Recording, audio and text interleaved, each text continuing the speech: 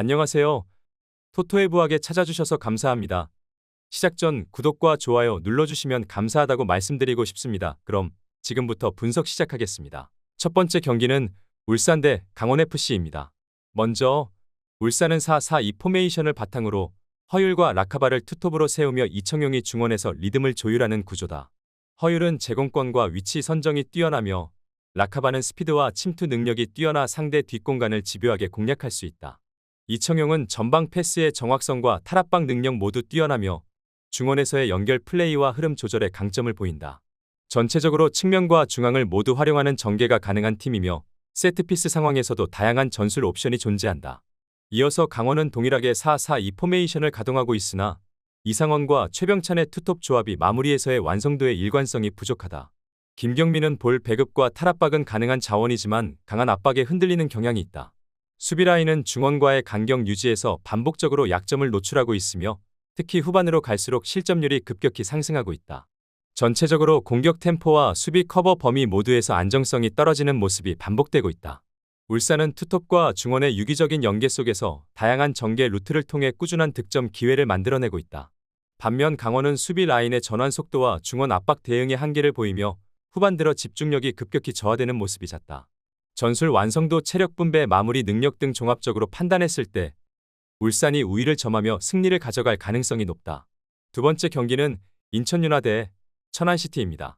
먼저 인천은 4-4-2 포메이션을 기반으로 무고사와 바로우의 투톱을 전방에 배치하며 제르소가 측면에서 공격 활로를 연계하는 전개를 보인다.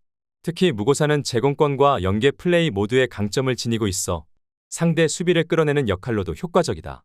바로우와 제르소는 스피드 기반 돌파와 크로스 타이밍이 뛰어나며 사이드 전개 이후 안쪽으로 파고드는 패턴에서 위협적인 장면이 반복되고 있다. 이어서 천안은 4-4-2 포메이션을 유지하며 이정엽과 퉁가라를 중심으로 한 단순한 전방 침투와 크로스 중심 전개를 활용하고 있다. 하지만 미드필드 라인의 탈압박 능력이 떨어져 빌드업 과정에서 끊기는 경우가 많고 공격 템포가 단조롭다는 약점이 있다. 정석화는 왕성한 활동량을 바탕으로 이선에서 전방 침투를 도우나 수비 시 복귀 속도에서 아쉬운 점이 지속되고 있다. 인천은 전방 투톱의 연계 플레이와 측면 자원의 스피드를 통해 다양한 공격 루트를 가동하고 있다. 천안은 공격 단조로움과 수비 약점을 동시에 안고 있어 실점 리스크가 높고 반격 기회도 제한적이다. 전체적인 전력 격차와 전개 효율성을 감안할 때 인천이 경기 흐름을 주도하며 승리를 가져갈 가능성이 높다. 세 번째 경기는 서울 이랜드 대 충북청주입니다. 먼저 서울 이랜드는 4-4-2 포메이션을 기반으로 아이데일과 에울레르를 투톱에 배치하고 변경준이 이선에서 공격 전개의 연결고리 역할을 수행한다. 에울레르는 활동량과 볼 운반 능력이 우수하며 아이데일은 포스트 플레이와 마무리에서 확실한 존재감을 보이고 있다. 변경준은 세컨볼 상황과 공간 침투에서 유기적인 움직임을 보이며 전반적인 공격 템포 유지에 기여하고 있다. 무엇보다 수비 라인의 라인 조율과 압박 타이밍이 안정적이며 후방에서의 집중력도 최근 경기에서 눈에 띄게 올라온 상태다. 이어서 충북 청주는 4-4-2 포메이션을 유지하면서 김병호와 가브리엘을 전방에 배치하고 페드로가 이선에서 지원하는 구조다. 하지만 전체적으로 빌드업과 역습 템포가 느리고 세컨볼 대응 시 수비진과 미드필더 간 간격이 벌어지는 문제가 반복되고 있다. 가브리엘은 개인기와 침투는 뛰어나지만 지원 타이밍이 늦어 고립되는 장면이 자주 나오며 전방에서의 볼 유지력도 떨어지는 편이다. 수비 전환 시 뒷공간 커버 능력도 부족해 빠른 침투나 측면 전개에 대한 대처가 느슨하다는 약점이 존재한다. 서울 이랜드는 투톱과 이선의 유기적인 움직임을 통해 다양한 공격 루트를 구축하며 안정적인 수비 전개까지 병행하고 있다. 충북 청주는 수비 라인과 미드필더 간 간격 조율 실패, 공격 시 템포 부족 등 경기력의 불안 요소가 누적되고 있다. 전체적인 전력과 전술 안정성을 감안할 때 서울 이랜드가 경기 흐름을 주도하며 승리를 확보할 가능성이 높다. 네 번째 경기는 김천 상무 대 대전 하나입니다. 먼저 김천은 4-4-2 포메이션을 기반으로 유강현과 이동경이 투톱을 구성하고 이동준이 측면에서 빠른 돌파와 연계를 책임진다. 유강현은 문전 앞 움직임과 골 결정력이 뛰어나며 이동경은 공간을 열어주는 침투와 패스 선택이 돋보인다. 이동준은 빠른 측면 전개를 통해 라인을 흔드는 역할을 수행하고 있으며 김천은 직선적이고 빠른 공격 템포를 바탕으로 상대 수비를 흔든다. 이어서 대전은 4-3-3 포메이션을 운영하며 주민규가 최전방에서 버티고 윤도영과 김현욱이 이선에서 지원하는 구조다. 하지만 주민규는 제공권에는 강하나 기동력이 떨어지는 단점이 있고 김현욱과 윤도영도 침투보다는 볼 소유에 비중을 두는 스타일이다. 전체적으로 템포가 느리고 빌드업 속도가 빠르지 않아 역습에 취약한 구조이며 측면 커버 역시 느슨해지는 경우가 많다. 김천은 직선적 전개와 빠른 전방 움직임 그리고 공간 활용 능력을 바탕으로 상대 수비를 지속적으로 흔드는 흐름을 유지하고 있다. 반면 대전은 느린 템포와 전개 완성도 부족으로 인해 김천의 빠른 압박과 침투에 대응이 쉽지 않은 상황이다. 전체적인 전력 균형과 흐름을 감안할 때 김천이 승점을 가져갈 가능성이 매우 높다. 여러분 영상은 잘 보고 계신가요? 오늘도 여러분들을 위한 하루가 되었으면 좋겠습니다. 영상이 끝나면 좋아요와 구독 부탁드리겠습니다. 이어서 바로 진행해 볼게요. 다섯 번째 경기는 FC 안양 대 수원FC입니다. 먼저 FC 안양은 4-4-2 포메이션을 기반으로 마테우스와 모따가 투톱을 구성하고 강지훈이 측면에서 전개를 보조하는 구조다. 마테우스는 제공권과 포스트 플레이에 강점이 있지만 이선 지원이 원활하지 않으면 고립되는 장면이 많다. 중원 압박 강도가 높지 않아 전진 패스를 쉽게 허용하며 수비 전환 시 미드필더와 수비라인 간격 유지에 어려움이 있다. 특히 좌우 풀백이 올라간 이후에 뒷공간 커버가 느슨해지는 모습이 반복되며 후반 집중력 저하도 빈번하다. 이어서 수원FC는 4-2-3-1 포메이션을 기반으로 사박을 원톱으로 루안과 안데르손이 이선에서 활발한 움직임을 보여주는 전개를 활용한다. 루안은 빠른 침투와 컷인 능력이 뛰어나고 안데르손은 순간적 방향 전환과 짧은 패스로 기회를 만들어내는 데 능하다.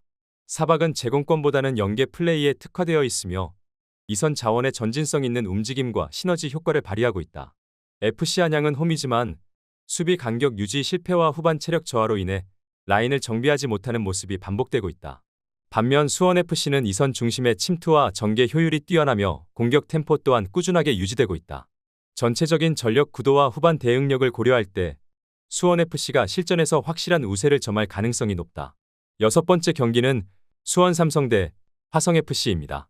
먼저 수원삼성은 4-3-3 포메이션을 기반으로 일류첸코를 최전방에 두고 세라핌과 파울리뇨가 좌우 측면을 맞는 전형적인 3톱 전개를 사용하고 있다. 일류첸코는 제공권과 위치 선정 능력이 뛰어나며 세트피스 상황에서도 득점 기대치를 높일 수 있는 카드다. 세라핌과 파울리뇨는 드리블 돌파와 컷인 능력을 겸비하고 있으며 양쪽을 활용한 넓은 전개가 강점이다.